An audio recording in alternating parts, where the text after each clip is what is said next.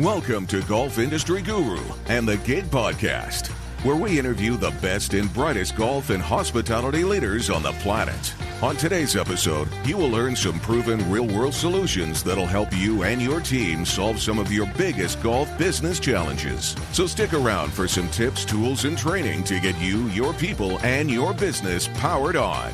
Here's your host, Scott Massey. Ladies and gentlemen, welcome to the Gig Podcast.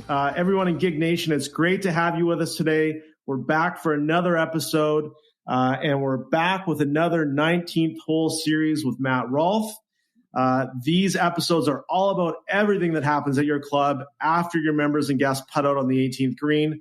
But we're really excited to have everybody join us today. We've got a great guest. With Karen Morgan, the Director of Food and Beverage at Morgan Creek Golf Club in Vancouver, more specifically South Surrey, BC. Matt is one of our golf industry gurus, coach, speaker, entrepreneur, owner, and founder of Results Hospitality, Westshore Hospitality Group.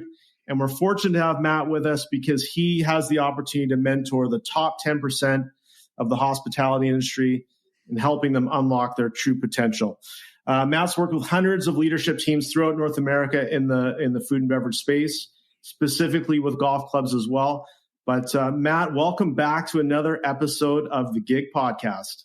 Thank you, Scott. I'm really excited to be here. We've had about a month pass since our last episode, and we're just getting closer to golf season. So excited to get into a great conversation with Karen and really think about. We just finished our rounds. We're heading back to have a conversation. We've earned some trust, and we can get into that real conversation about what we're all facing heading into this golf season. Absolutely. Like you said, the golf season is near.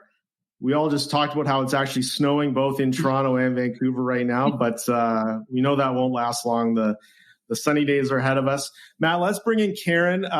Karen Morgan, as I said, you've been with Morgan Creek for about 10 years now in a couple different roles. Over the last few years, moved into the Director of Food and Beverage role. And as we'll cover shortly here, I'm sure you and I have a great history together in working together at Westwood Plateau for a number of years. I think it was 6 or 7 years. But Karen, thanks so much for joining us today on the Gig Podcast, and welcome to the show. Thanks very much. My pleasure. Thanks for the invite. It's great to be able to connect again with you, Scott, and with Matt, and just being able to learn about ways that we can transition as we're sort of leaving COVID, and our staff and our recruitment is probably the biggest thing that I'd like to chat about today, in ways that we can address some of the challenges we have in that industry. Yeah, absolutely. It's an exciting time. We just got word yesterday in British Columbia that the mask mandate is no longer, and so, like you said, things are changing, and this format of the 19th hole series episode's a little bit different. We really try and create a peer-based conversation and really kind of dive deep into your business at Morgan Creek, and the thought being that having a conversation with some of the challenges and some of the issues that your team is dealing with right now is a beneficial conversation for the Gig Nation audience to listen to as well. So I know you've got lots of questions for Matt. I know Matt's got some questions for you. So why don't we throw it to Matt, and we'll dive in, and we'll see where the next 30 or 45 minutes takes us. Karen, before we jump in, I just wanted to frame this for the audience that's listening. And it is what we're going to do today is a bit of a hybrid coaching session. So we're going to use specific examples that Karen's going through. And we have, challenges through the pandemic, but we really have opportunity based on the growth in our industry. And it's how do we execute that opportunity in a way that doesn't put too much strain on the senior leaders that are listening to this and your managers and your people, because as we get operational constraints, more challenges happen. So we're going to get into some questions here. The design of the questions are, we're all going through common challenges. And the more we dive into Karen's operation and what she's feeling going through and what she wants to create for the coming season, we really hope to bring you some value as the listener. So to kind of open things up, Karen, where I would start is when it comes to, let's reflect a little bit about last year, just to give, so people know, what we experienced, what we went through, in a minute or so, what did last year look like for you? What was, how was business? How was capacity? How was the team? And I'm sure there were some wins and there were some challenges, but what comes top of mind when you reflect back on the season that was? Thanks, Matt. I think to describe it, it was a moving target. It changed based on the month. For example, our catering department was closed for the first 6 months of last year. Our restaurant was operational. And then at probably end of March last year, our restaurant was outdoor dining only. There was a provincial health order in our province that did not permit indoor dining. We then had no masks as of July 1, and then we had masks again as of September. So I would really a moving target. And so we just had to continually shift what we were doing and how we were going to do it, with often very little time to have a well thought out plan. I'll categorize a lot of our decisions as reactionary. Okay, we have to do this. What are we going to do today or tomorrow? Generally, we like to think about things. We have a process, change management, etc. And last year that really didn't happen. It was a lot of reactions and okay, now what? So yeah. And just there's a couple of, I love this share. They're just really looking at what we went through. So constant moving targets, constant change. What did you learn about yourself as a leader? What might you have learned about your team as it navigated through that experience last year? Well, on the leader, we have our leadership team, which is 11 or 12 of us, was amazing that the adaptability and the problem solving. And I said this repeatedly, I'm just humbled to be part of this team that can identify what the problem is and then quickly work to solve it. Myself as a leader, I realized as well that I am only as strong as my team members. So able to identify what the problem was and then being able to ask for help to solve it. I'm a hockey fan and I always say we don't have a team of all goalies. We don't have a team of all forwards. We have two people on our team that are incredible with our tech. And so when we had to go to outdoor dining only, we just really ramped up our curbside and our online ordering. And we had to rely on them in order to amplify that in our business so that became a feature. And it did really well in that. I think it was probably 9 or 10 weeks of only outdoor dining. But in that time, our curbside sales really were amplified and we did well with that.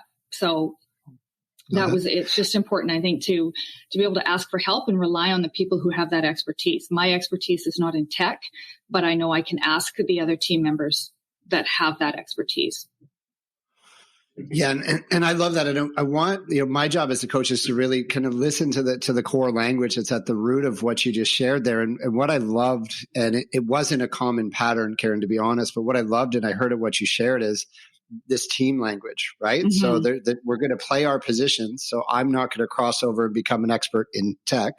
We're going to create a strategy. We're going to let the people who manage tech do tech. I'm going to continue to lead my people. But this collectiveness of team, and I know you shared you're a hockey fan, so obviously you're cheering for the Leafs to win the cup this year, being in Vancouver. So I appreciate that as a fan in Toronto. But we'll leave that. Don't worry, we'll get back to that after. At least that I had to plug that in. But that team side, like the one thing, if we look to sport, maybe we step out of hockey because of our city rivalries, but if you look at one of the things we're celebrating Tom Brady as he retires now, and one thing Tom Brady said consistently, and Bill Belichick and Nick Saban, if you watch college football in the States, is there's this language, and it might sound negative in a business context, but it's not. But Tom Brady would consistently say to players, there's clips on YouTube, do your job. Mm-hmm. And he meant it in a positive way. So, because if Brady does his job and his center does his job and his wide receiver and his running back do their jobs, play their positions to the best of their ability, and then collectively as a team, we move forward towards a goal, there's then power in team. Because one thing I watched in the pandemic, and for myself and my own business, I have to be honest, and with the clients I coach, is sometimes we're almost rowing against each other or pushing against each other based good intentions, but we weren't necessarily playing our position. So I really do appreciate that that's something that came together. And one thing also to the pandemic, just to see how you feel about this, but we're coming through it it was a painful experience for a lot of us in some ways. although business might have been good, but what you shared there, and I hope if any of your team listens to this, is the sheer ability to problem solve and how we can celebrate that. Because that's a learned skill. We all got a master's degree in change management. We all got a master's degree in problem solving.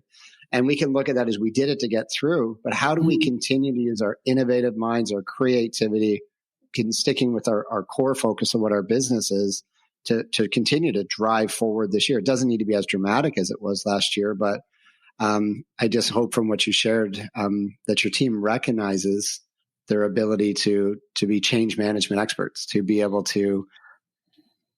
How does that? Yeah.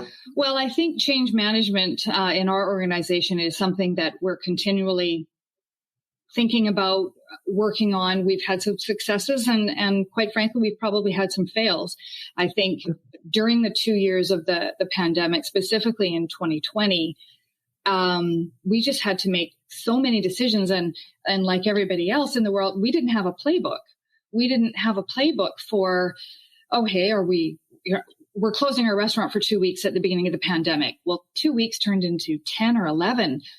Were we laying all of our staff off? What is our plan to bring them back? What is our plan to keep them throughout the pandemic? I would say at our facility, our catering department has been the most affected by the pandemic and the provincial health orders because of, in many cases, we were simply shut down. No events permitted whatsoever. And then, okay, yes, you can have some, but no more than 10 people. All right. So then you can have some, but then with the introduction of the vaccine passport last year, that was very impactful on our business, as we found that a lot of our corporate clients simply said, I'm not getting into that at my workplace. I'm not going to ask for the vaccination status of my employees. It's not my business. I don't want to get into it.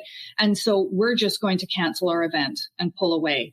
And that was very, very impactful because we do a lot of corporate business at our club. And we try to combine that with some golf activities, a golf clinic, or you've got a team building exercise where a group of, professionals are going out to play golf and then they're coming in for a social session, for example. But because of that, we really saw a huge decline in our corporate business. So that was. And how was it like? Because what I'm hearing that is, and it just sounds like you navigated it well, but what was it like? My assumption is you're a very strong, high performing leader. What was it like not to have control? Yeah. Was it to not, because like the pandemic is out of our control. How, just for I think that's some of the things we're not sharing is how did we feel during this? Like, what was it like to give up control? I was working with the leader this morning and they said it was, giving up control is hard for some, easy for others. For him, it was, it took a year of challenge and a lot of work. But what was not having the control or the clarity based on the changes of COVID? How was that for you as a leader? Very difficult. Very, a lot of anxiety, a lot of pressure, I would say, because I had to make decisions with with the other members of the leadership team on a staff member's future. Okay, I have to lay you off because we have no work. And so that was tough. I mean, it was particularly difficult last December when we had a new provincial health order 3 days before Christmas that said there's no events. So, 3 days before Christmas, the entire catering department was had to be laid off. We knew we wouldn't have any work for 6 weeks for them. So that is tough. At times I felt like a crisis manager, without having the, education or maybe necessarily all the skills to be that crisis manager. But, I would say a lot of anxiety and uncertainty. Scott knows me well. I do like to be in control. I like to be, organized of my checklist and have a roadmap for what we're doing. And in this case, there just was no roadmap. I had to throw my hands up a lot of time and go, okay, and this is a decision we're making today. And upon reflection, it may not have been the best decision, but it was the decision we had to make at the time because for me, I had people involved. People needed, were knocking on my door going, what am I doing? What is next for me? So that was a big component.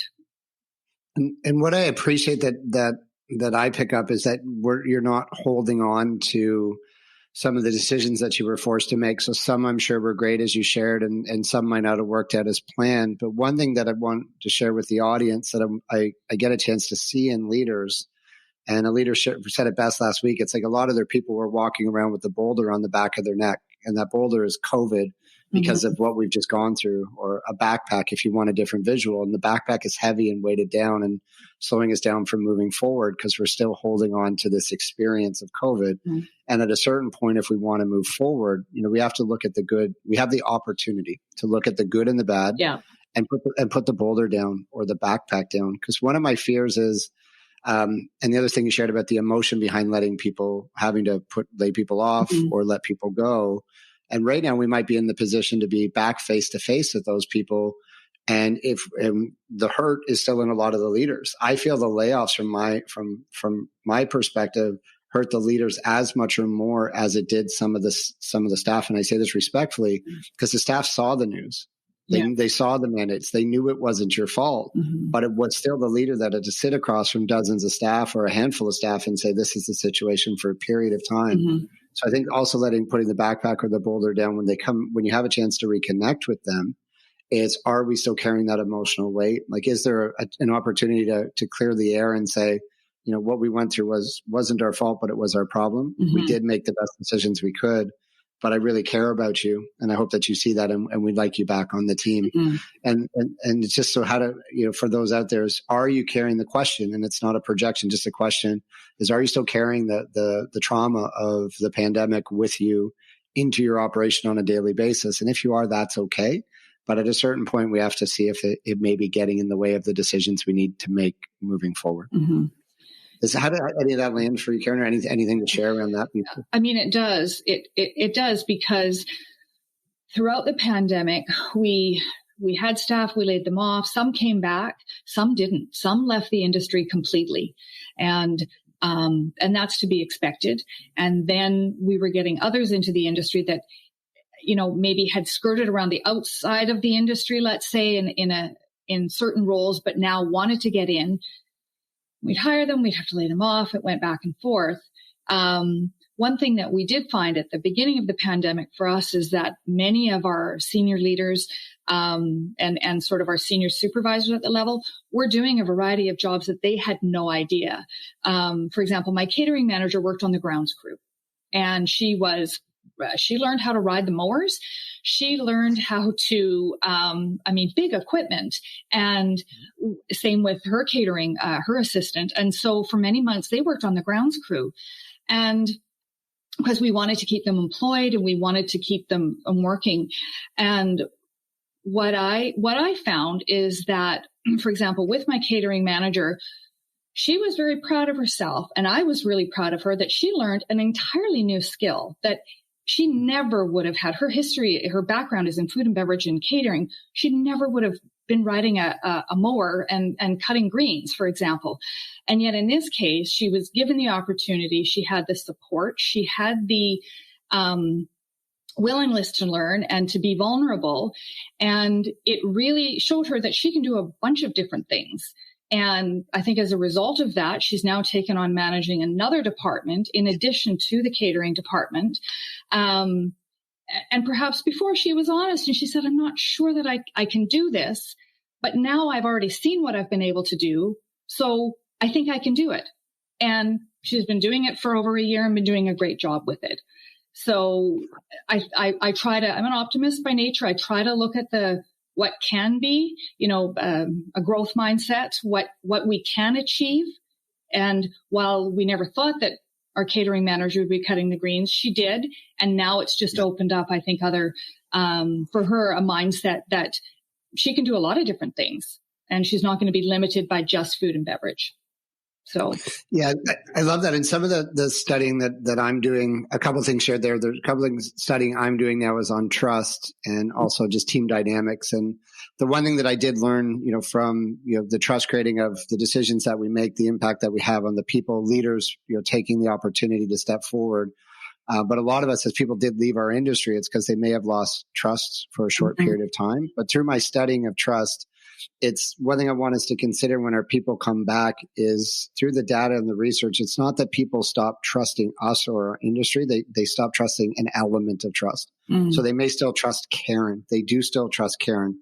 They trust you. We just need to isolate that experience that they had recently to either draw them back to our industry or to bring them back into back to work with us this summer. So this the awareness around, you shared of how you built trust and were able to move people through the team. But when we look at our staff returning, I want a lot of people to know, because the language I hear is people left our industry, and it's true they did, but we are seeing people come back once we can reestablish that they can come back and be safe. Yes. Which is a good thing. And what I heard with your employee that was able to go out and take on a different department now is Liz Wiseman is a speaker consultant out, and she has some great videos on YouTube and her new book, Impact Players. And she said the difference between a brilliant player and an impact player, so one that really is a game changer, is exactly that experience you had with her name was it's our catering manager. Okay, and her name is Kylie. Kylie. So Kylie is an impact player because she was able to do what was needed to move us through a change or challenging point in the operation in the season. Yeah. So one thing we want to do as we look back to last year is see, did we have impact players? Did we have Kylies that went out and did over and above? Because that is just such a great skill set, talent that's hard to teach, but that we can harvest. So I think for Karen, she can look at Kylie, and I'm sure there's other examples of similar experiences, maybe not to that degree, but all of us had impact players out there. And have we told them how much we care about them? Have we recognized their ability to transition? I hate to say this word, but to pivot and do different things. But we are looking for impact players to support our growth. And now if we identify them, what could they do this year? Yes. Because my concern is that people have had I have vice presidents that I was in a meeting last week. The vice presidents were cooking on the line for the last few months to get the industry reopened. But what I want to make sure is as we've scaled down to cover what we needed to do to satisfy our members based on, we had to cut costs a little bit. People have tiered down their roles and responsibilities. But as we reopen, we have to get them to let go of what we had to do and move back to what we need to do to move the operations forward, playing our positions in their 2019 capacity or their 2022 definition. Yeah.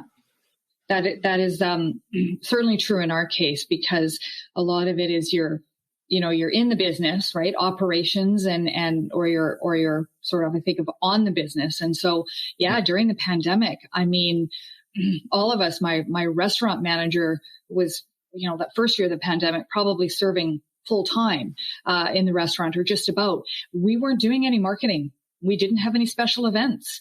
There was that component of our business was really paused and put on hold.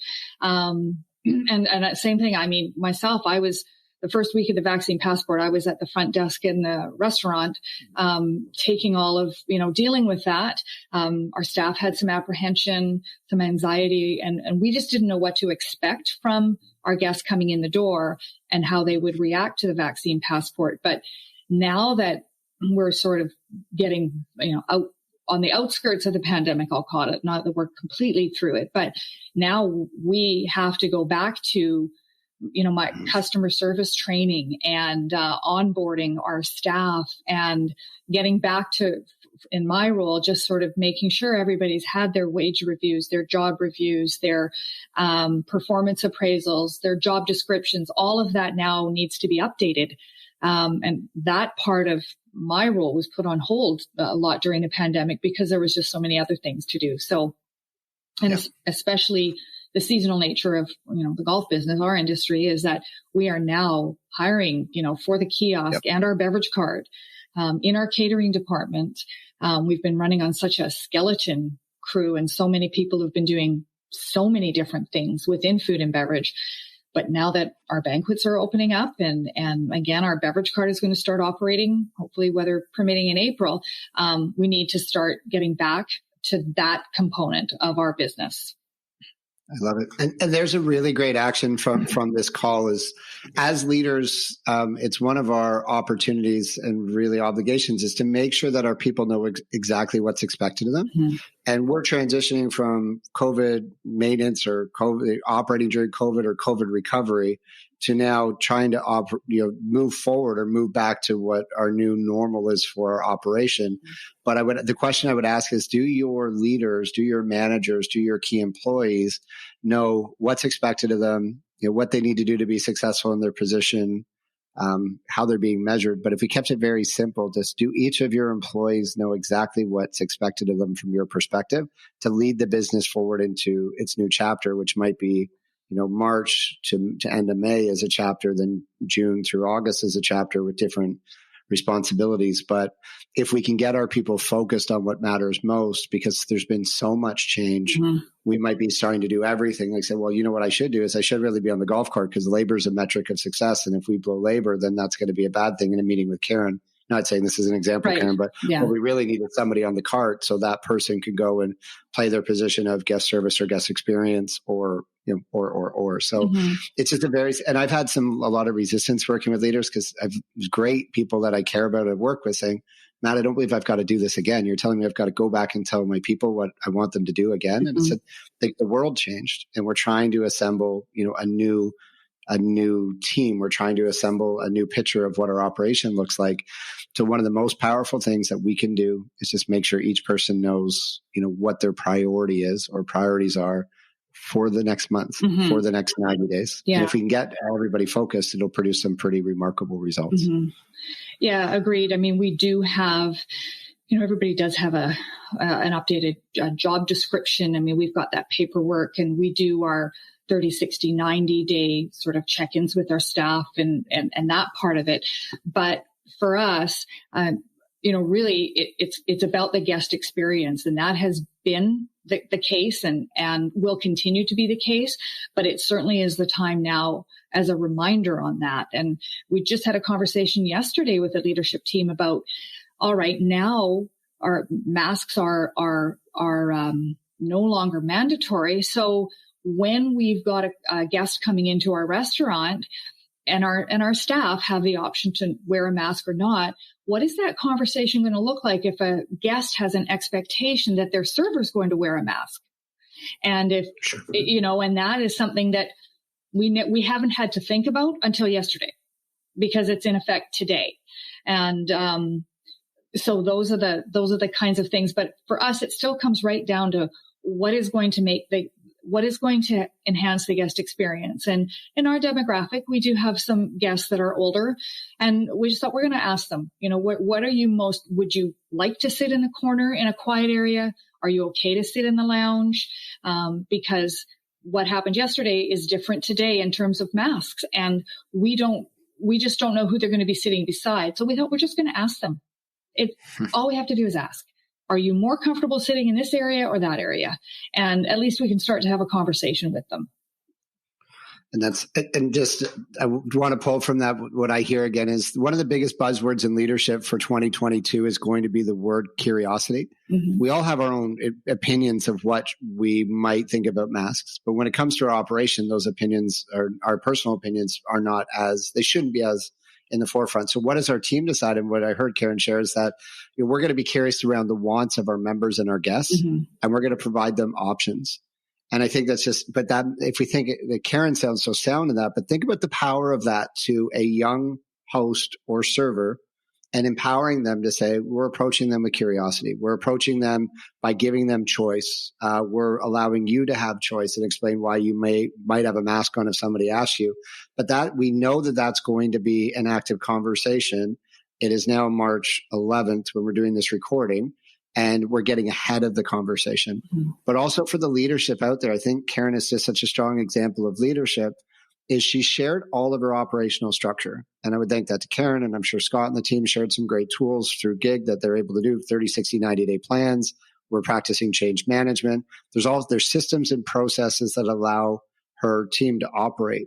But if we hear and if we listen back to what Karen shared with us, she's what I call a vulnerability-based leader. She's sharing from her heart with the process is wrapped around it. So she shared that there's a chance for failure. She shared how hard it was to not have control. She shared that we don't have all the answers, but we're doing our best to find a path forward. Sometimes as leaders, we're programmed to feel that we have to have the answer. And my assumption is in Karen's environment, she has the bulk of the answers. And I would assume Karen is often right and the best person to lead her business forward. But her curiosity and vulnerability is such a massive, massive strength going through as we start to bring people in. The rest, we have our core annual year-round team with us now, but we have to bring people in to buy into our vision of our guest experience. And it's not necessarily the process. Here's what we want you to do. What'll get people to buy in is here's why we want you to do it, how it impacts the guests, how it impacts you and us. And then the vulnerability of it's been hard. We learned, we did some great stuff. We made some mistakes. Here's what we're going to do different in this coming season. So all of us out there, sometimes we think we got to charge forward. And I think Karen's team is charging, but they're charging forward with a little bit of reflection and honesty. Yes. Thank you. I frequently said to, members of the leadership team or my direct reports, and I've said, you don't necessarily know how to solve the problem. You don't have to know how to get from A to B. But what I need you to think about is who to ask how to get from A to B. Look at the people that you're with and who has the strengths in tech, in marketing, whatever that looks like. And just to give them the chance. I think when people are given the chance to be part of the team, I think you want to know, you want to help. I know if anybody came to me and said, I need help with this, I would go ahead with that. So it's okay to ask for help.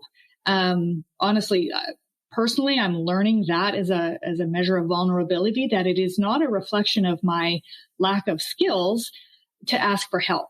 And that's been an issue for me that I'm going to do it all. I can do it all. I got it. But sometimes I don't. And now I know it's okay to say, you know what? I don't know how to solve this problem. Can you help me? Or can you direct me to somebody that can help me solve this problem? So like, that's one of my favorite things working with leaders right now is we're designed to be there to help others, but we really can't help others unless at certain times we're willing to ask for help ourselves. So if you're the bulletproof leader that is there for others, but they never see you ask for help, never see you reach out, never see that side, it doesn't necessarily cultivate a culture of trust that I can go and really say, hey, I heard you. We had that meeting. I said I understood. I've taken a run at this and I'm not sure. If you're also saying that, hey, I'm looking at working in these areas myself, or hey, I'm on here and I could use help from marketing or tech or whichever, if we want people to come to us asking for support and help, one of the best examples to prove that we're willing to do it ourselves within the dynamics of our team, or sharing that you're part of the gig community where you're going and searching, reaching out for other education, or reaching out for other guru support, or reaching out for peers. But there's so much power in asking for help. And I think it's one lesson that COVID has taught us. I know, Scott, that we're going to run for a little bit longer, but I think I'd love to just spend the last, say, 5 minutes. Because one thing that came across when we communicated, Karen, was the focus on people and hiring. So what I'd love to do is just workshop like a power. Sometimes I talk fast, but I'm going to talk really fast for the next 5 minutes and try to give a 2-minute piece of value here for you. Is tell me what the biggest challenge for you is around hiring or people. Kind of what do you feel is the biggest risk or opportunity for this season around your people? What's keeping you up at night? Recruitment and retention. Finding the people that can work. Our business is seasonal. We just have super busy, high volume periods from May through till September. And then we may be closed. Our snack kiosk was closed for 12, 13 days in January due to snow and weather. So finding the right, and not everybody can work with those parameters that, okay, well, I guess for a third of the month, I'm not getting paid. So finding the right people in the right roles, but really a lot of it is the recruitment because of the seasonality. We do have success with college age students that the bulk of our business is really May through, September, and college students are typically available May through end of August. We always run into trouble in September. So I would say it's just really the recruitment and finding the right people in the right departments. Okay. Love that. And just, there's one thing you shared there too, was we started to talk a bit about what I would call an employee avatar. So one of our avatars is going to be, we need some core employees that are going to stay with us year round, whatever that looks like. There might be some off periods, but avatar one, and I encourage you to name it. So you have somebody who's in that position now. So this person is willing to work year round, work these hours, and kind of here's what they want and need from their employment. So there's that consistent standard employee that's willing to have some time off in January, some time off in December, but it works for them. A second avatar might be that student avatar. So we're going to go to students because they can work seasonally. They might only want 20 hours a week. We might go as far as that we're not their core job, we're their secondary job. But when it comes to employee avatar, the second one's going to be somebody who can fit seasonal.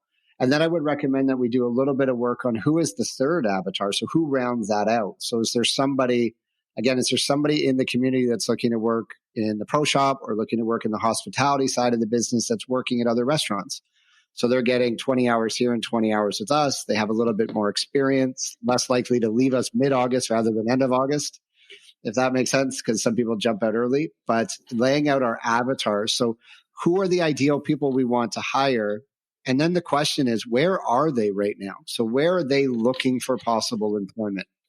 Is it job boards? Is it Facebook? Is it through the campus? I build incredible relationships with my local campuses for my businesses. And I spend time speaking because they obviously need facilitators and attending job fairs. So if that's an avatar, how do I attack it? So I know that we know these things. Nothing of what I shared there is going to be shocking. But what a lot of people are doing is copying and pasting. Somebody said this to me today, what we did pre-pandemic and trying to hire in the same way now. So if we're going to go campus or student, how do we own students from a golf course? How do we get on campus, get active, get more involved? And if we do that, we can double down. So Karen, I know you do. Is there a way for you to double down possibly on a seasonal student hire? Is there a way for you to think differently about hiring out of the restaurant industry? Where do you think you could, one thing you did that was successful in the past, what's the one thing you would double or quadruple down on to change the results this year? We are trying to look at sort of a lot of cross training with our staff. So we are thinking, okay, if we've got a great candidate, I know our chef talks about this a lot in his kitchen. He says, I'm not necessarily filling a position. I'm just going to find a great candidate. And then I'm going to try and see where I can fit that candidate in, whether it's going to be, for example, working as a banquet sous chef. At the moment, right now, with the amount of banquets we have, we don't really need a sous chef just for banquets.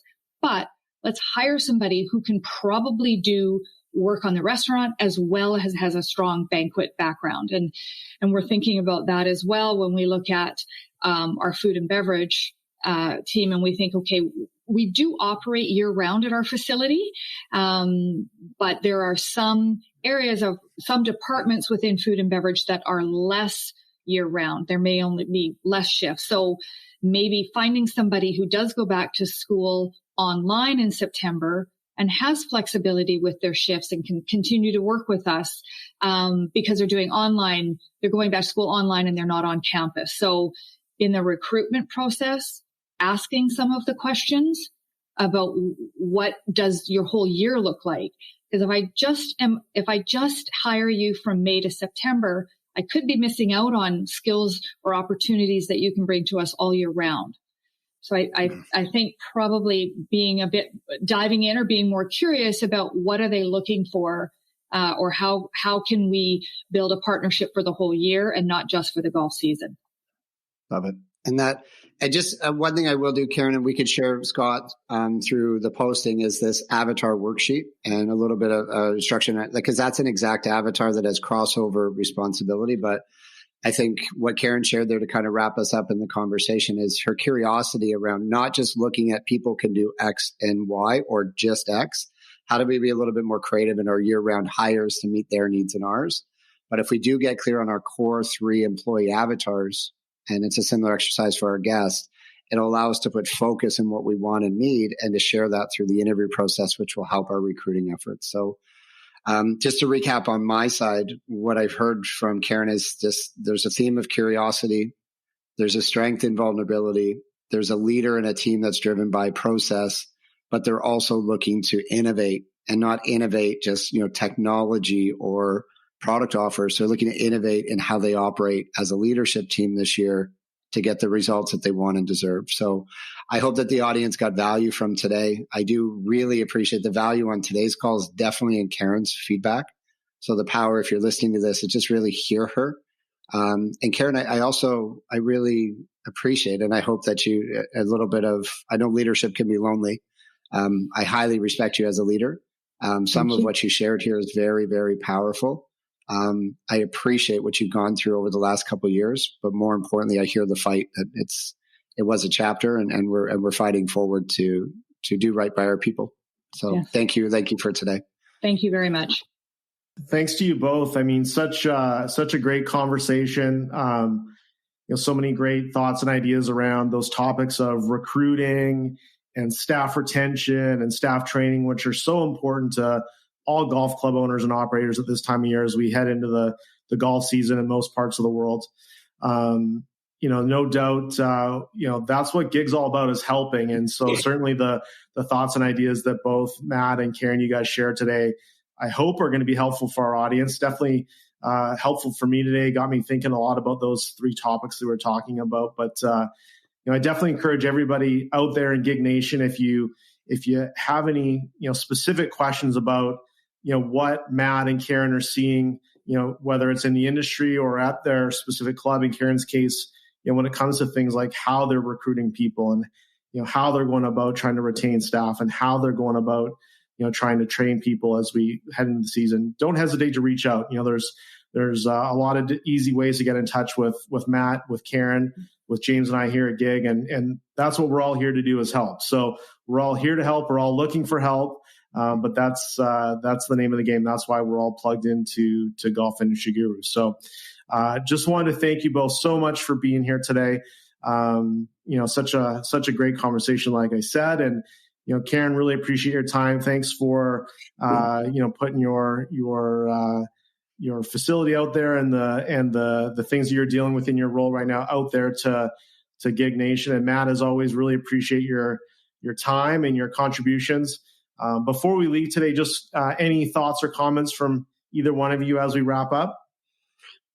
Karen, I'll let you go first if you have any.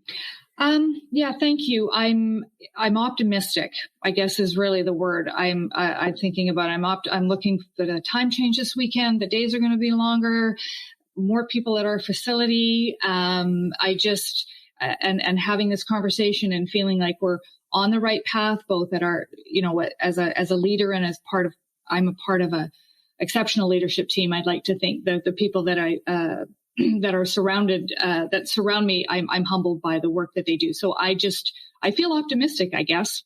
That's probably how I would summarize it. And we do a lot of one-word close, and often we get hopeful, which hopeful means I want to move forward, but I'm unclear on the path. Optimistic means I feel I'm pretty clear on the direction. It's just time to get the work done. And right.